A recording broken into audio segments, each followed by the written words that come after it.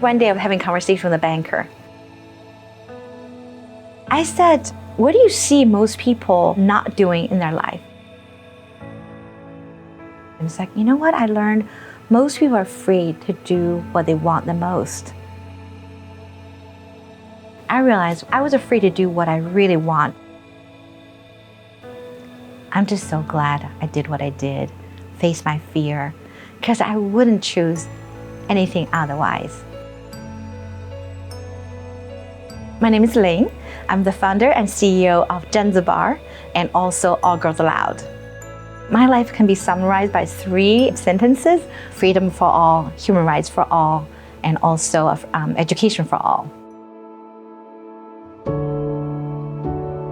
In 1989, I was a graduate student in Beijing. I ended up leading a revolution to ask for freedom and democracy for China. So that movement was crushed by a massacre on June 4th morning. And so led me to have to escape from China to come to America. And because the courageous movement of all of the students and Beijing citizens had inspired a global transformation and liberated half the globe from communism. So that was my journey to come to Hong Kong first, and then Paris, and then eventually to America.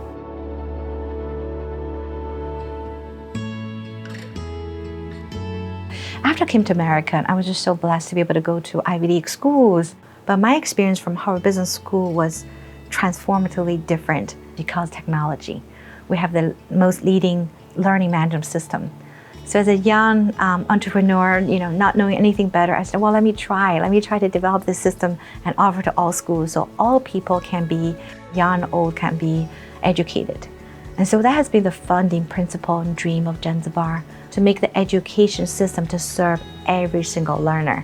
It is a technology platform for colleges, universities, who with that they can do everything they need to do to become a virtual campus, to enroll students, to educate them, and to collect financial aid, and to register to graduate all of them. So the whole suite of a virtual university technology platform.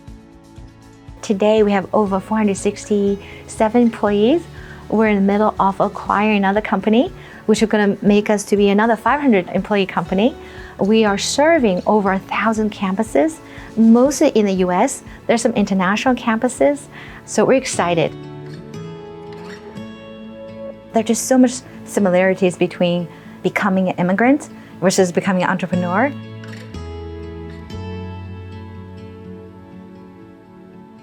I remember I was taught to do an exercise to write down all the things you loved in your country, the food, the family, the laughter, whatever, on a piece of paper, and then fold it and tear it apart and pick up one piece. That's all you're gonna have when you come to a new country. Everything else will be swept away, and that's what you left behind. When I landed in New York, I just said, God, you did give me freedom. I'm thankful for that. Everything else has been taken away from me, like my home, my country, my mom, my grandmother, they passed away, my teachers, my language, my food, a lot of my memories. But what I have is, I have my sneakers, I have my backpack, my brain, and my body, and my health. That's all I had. And I have the desire to survive, to succeed, to continue to fulfill that dream, to honor those people, the 200 people and their families who risked their lives to save mine, because they told me that the reason why you survived the massacre is because your purpose of life has not been finished yet. So I lived for them, and I moved on and persevered, like many of you, with that piece of paper, little piece of paper. So God is good. Here I am.